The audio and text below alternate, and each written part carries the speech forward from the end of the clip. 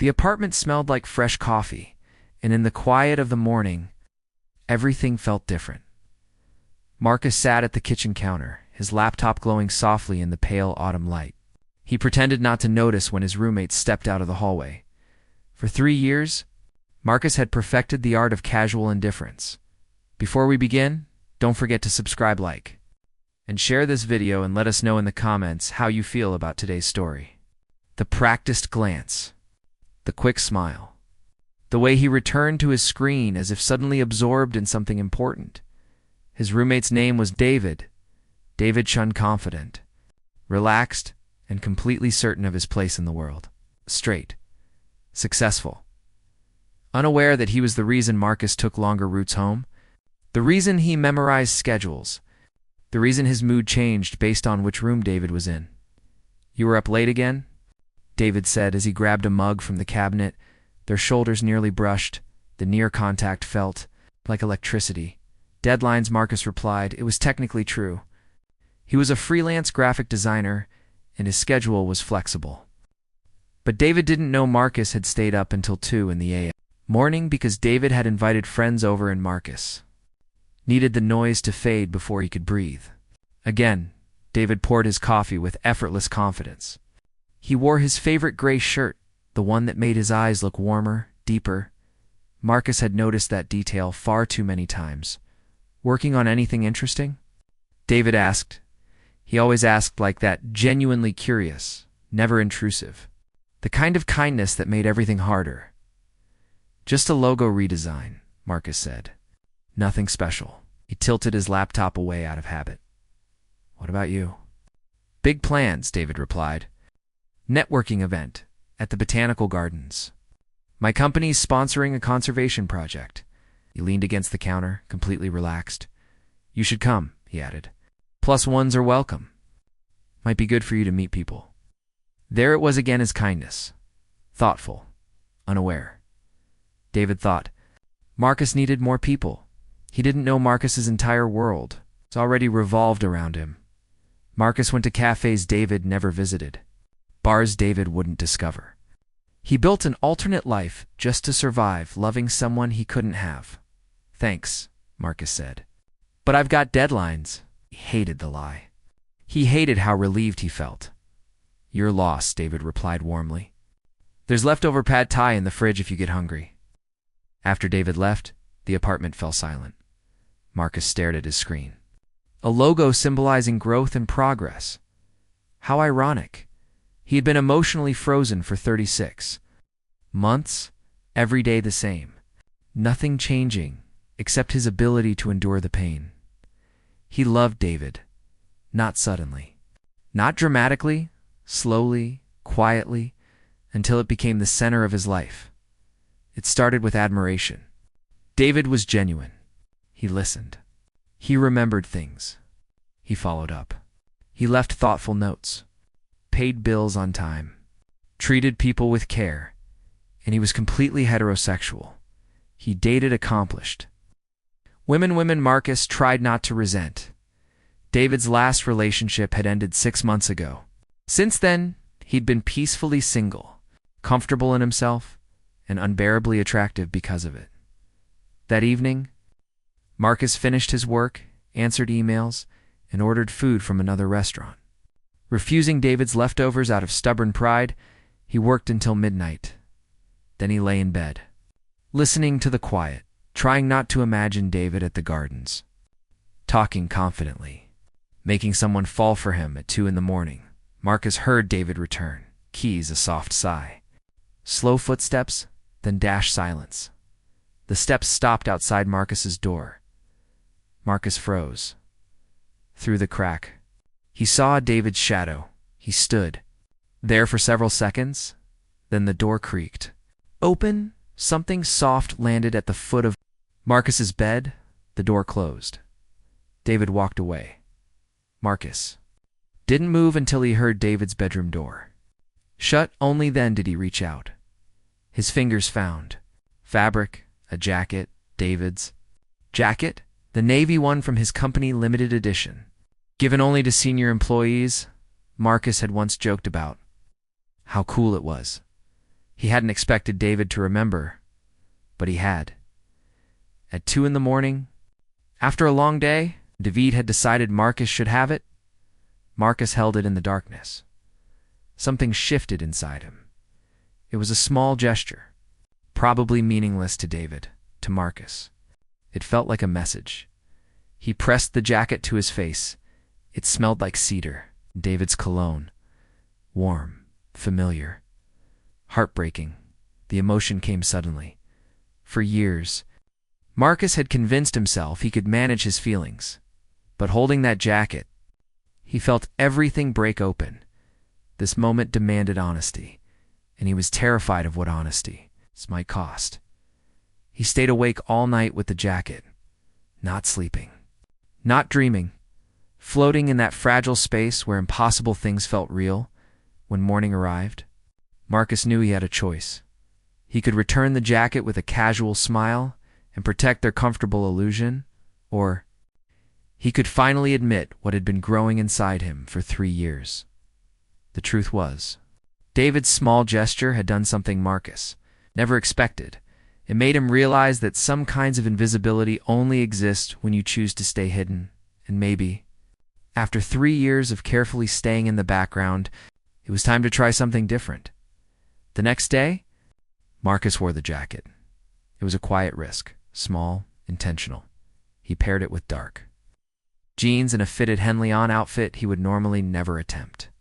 Nothing dramatic, just slightly more thoughtful than his usual habit of blending in. He wore the jacket, as if it were completely natural, as if wearing David's company merchandise meant nothing at all. When David came out of his room that afternoon, Marcus held his breath. He tried to look calm. David noticed immediately. His eyes widened for a moment, then softened into something warmer. "Hey, you're wearing it?" David said. There was something in his voice that made Marcus's stomach flip. "It looks better on you than I thought it would. Really suits you. It's great quality," Marcus replied carefully. It was true and completely inadequate. "Thanks." For the random act of kindness, David paused in the doorway between the kitchen and living room. He seemed to be thinking. "It wasn't random," he said finally. "You mentioned liking it months ago. I just remembered." It wasn't a dramatic confession, but the slight hesitation in his voice was new. Marcus felt something open in his chest. "Well, I appreciate it," Marcus said. "Really? Thank you," David nodded. Then, almost without thinking, he stepped closer and adjusted the jacket's collar. His fingers brushed the back of Marcus's neck. The touch was light, barely there, but Marcus felt it everywhere. "It looks good on you," David repeated quietly. Then he stepped back. "I'm heading to the gym. Be back later." After David left, Marcus sat alone, trying to understand what had just happened. He had spent years convincing himself not to read into things. David was kind to everyone. Maybe he was imagining it. Maybe the collar adjustment meant nothing but that hesitation. That uncertainty, that was new. The next 3 days felt strangely intentional. They started spending more time together. David began making his coffee during Marcus's morning work sessions. One night, he suggested ordering dinner together. They watched a movie, sitting at opposite ends of the couch but close enough to feel each other's presence. Neither of them mentioned it. Both of them noticed their conversations changed too. David asked deeper questions about Marcus's childhood, his career, his family, and for once, Marcus answered honestly. He stopped hiding behind polite deflections.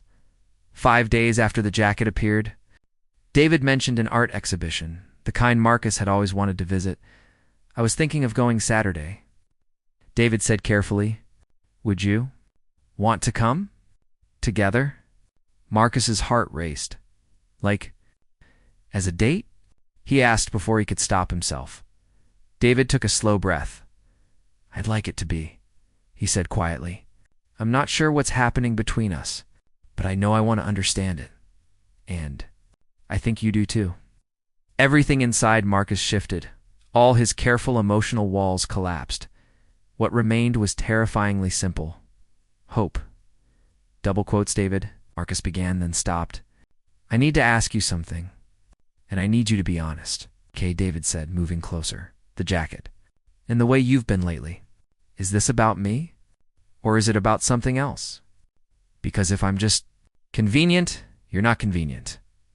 David interrupted. His voice was firm, almost emotional. You're the opposite of convenient. You're the person I think about when I wake up. You're the reason I lose focus at work.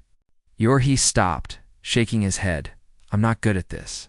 But I need you to know, none of this is random. Marcus felt his defenses disappear. I haven't been practiced at anything, he said softly. I've been invisible to you for 3 years. No, David replied gently. I've been blind. There's a difference. He took a breath. And I've been scared. Because what I feel isn't what I expected. It doesn't fit who I thought I was. And that's frightening. He met Marcus's eyes. But I'm tired of being scared. And I'm tired of pretending I don't see you. The space between them felt electric before Marcus could speak. David reached out and took his hand. The moment answered every question. Saturday arrived with perfect autumn weather, golden sunlight, cool air, a sense of possibility, and Marcus found himself noticing everything for the first time in 3 years. He wasn't hiding anymore. David held the gallery door open for Marcus, his hand resting lightly at the small of his back as they stepped inside. That simple touch stayed with Marcus as they moved through rooms filled with bold, complex artwork. One painting stopped them both. An abstract piece that somehow captured motion and stillness at the same time. David leaned closer. This reminds me of us, he said softly. So quiet that Marcus almost missed it. How? Marcus asked, though his heart already knew. It's like 2 things that seem separate, but are really part of the same design, David said. You're the stillness. I'm the motion, but we're in the same frame. Normally, Marcus might have found a comment like that slightly dramatic from David. It felt like poetry, not because it was perfect, because it was honest. After the gallery, they wandered through the city without a destination. Their conversation drifted from thoughtful to playful to comfortable. David shared childhood stories Marcus had never heard in 3 years of living together. Marcus, in return, shared quiet fears and private dreams he'd been carrying for years. It felt like unpacking a suitcase he hadn't realized was so heavy by the time they reached a small cafe. Evening had settled over the streets. They ordered coffee. Neither of them really wanted just an excuse to stay. Golden light filled the room, making everything feel softer, more possible. I want to tell you something, David said, tracing the rim of his cup. It might sound sudden, because my heart is still catching up to what my mind figured out weeks ago. Marcus waited. I'm in love with you, David said. I think I have been for a while. I just didn't understand it. This is new for me. This is me choosing the direction of my life. And I'm choosing you. The words reached the deepest part of Marcus, the place where he'd been holding his breath for 3 years. He reached across the table and took David's hand. I love you. Too, he said quietly. I've loved you for a long time. I just thought I was invisible. I accepted that. Because losing you felt worse. He paused. Maybe I wasn't invisible.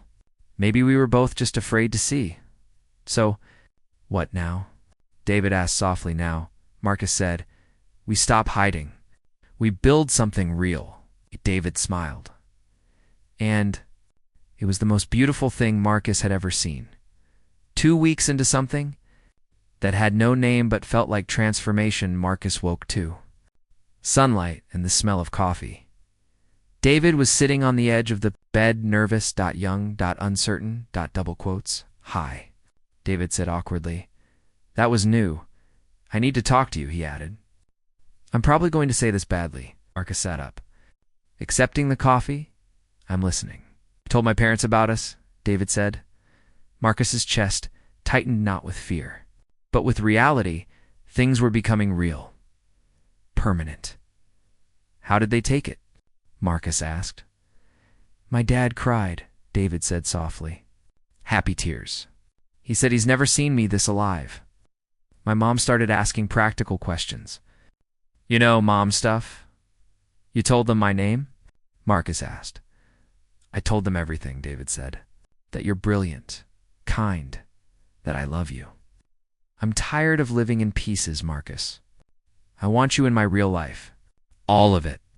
Marcus set the cup down and pulled David into bed. David fit against him naturally, like they had always belonged there. I'm scared, Marcus admitted. I spent years learning how to disappear. Now, you're asking me to be seen? That's the beautiful part, David said, tracing his shoulder. I already know you. I'm not waiting for perfection. I'm in love with who you are. Over the following weeks, visibility became their new normal. David introduced Marcus to his parents with pride. His mother welcomed Marcus with enthusiastic dinners. His father shared quiet stories about David's childhood. Marcus introduced David to his own family. They welcomed him warmly, as if they'd been waiting. His mother bonded with David over gardening. His father taught him chess. Their families blended naturally, but the biggest changes happened at home. The walls Marcus had built slowly disappeared. They shared space, emotion, silence, touch. They learned the language of honesty, late-night conversations, unfiltered feelings, comfort without pretending. 6 weeks in, Marcus woke at 3 a.m. David wasn't in bed. He found him in the kitchen, staring out the window. Bad dream? Marcus asked. No, David said, pulling him close. Just thinking, do you remember the jacket? David asked. Every detail, Marcus replied. That night, David said, I'd been lying awake for weeks, wondering if I was imagining things. I was scared to risk what we had. You were my roommate. Our distance felt sacred. But when you said you liked that jacket, it felt like permission. It felt like a way to ask if you wanted me closer. I did, Marcus said. I wanted it so badly it terrified me, and now? David asked. Now I don't know how I ever survived being invisible, Marcus replied. It's like I lived in black and white, and now everything has color. David kissed him gently, a kiss that tasted like sunrise, like possibility, like the end of a long night. 3 months after the jacket appeared at the foot of Marcus's bed, David suggested they renew the lease. Together, officially. Together, it wasn't a proposal in the traditional sense, but it felt like 1. It was a promise. A commitment to building something. Intentional, honest, unhidden. I want this to be real, David said. Spreading the lease papers across the table, I don't want us living together just because it's easy. I want us to choose this. Every day I want us to build something here, together. Marcus signed his name with a certainty he had never felt before. For 3 years, this apartment had been a waiting room now. It was home, not because the walls had changed, because he had. He had moved from hiding to showing up, from longing to presence, from quiet fear to brave honesty. That evening, to celebrate renewing the lease, David cooked dinner, pasta with a complicated sauce. He'd been practicing for weeks. They sat on the couch they had bought together, legs tangled, laughing softly. Marcus felt complete. I have one more thing, David said suddenly. He reached under a cushion and pulled out a small box. I was going to wait for a better moment, he said. But this feels right. Inside was a simple, elegant ring, not flashy, perfectly Marcus. David had paid attention. I'm asking you to marry me, David said. His hands were shaking. I know it feels fast, but I've been waiting my whole life for you. Will you say yes? Marcus cried openly, freely. For the first time in his life, he nodded and found his voice. Yes, he said. Yes to this life. Yes to this home. Yes to us. David slid the ring onto his finger, and Marcus felt peace. The deep, steady peace of belonging. Later, lying together in the dark, they talked about the future, careers, travel, a house someday, a garden, maybe children. Whatever shape their life took, they would build it together. "Isn't it strange?" David whispered. "I almost missed all of this. I almost stayed invisible forever," Marcus replied. "We both had to be brave," he continued. "You had to face something unexpected about yourself, and I had to stop hiding." "I'm glad you did," David said, kissing his temple. "I'm glad you wore that jacket. I'm glad you noticed," Marcus said. That night, they fell asleep knowing their waiting was over. In the morning, they shared the news. Photos, messages, calls, plans began. But that night, they simply existed together. Two people who had chosen each other completely. Months later, they married in the botanical gardens, the place where everything had begun. Their vows were simple. David promised to always see Marcus clearly. Marcus promised to never disappear again as they walked down the aisle, hand in hand. Marcus saw his mother crying with joy. Beside her, David's parents smiled proudly. Friends and family surrounded them with love. Later, at the reception, Marcus's college roommate laughed. "I can't believe it took you two so long." Everyone knew. "We knew too," Marcus said gently. "We were just scared." But real love teaches you that being afraid costs more than being brave. David found him then, as he always did, moving toward him with certainty. He took Marcus's hand and pulled him onto the dance floor. They swayed under soft lights and open skies, and Marcus thought about a jacket placed quietly on his bed at 2 a.m, a small act of kindness, a silent invitation. A beginning, invisibility, had been easy, but being truly seen, being truly loved, was infinitely better, and Marcus would spend the rest of his life grateful that his straight roommate had finally looked closer and chosen him.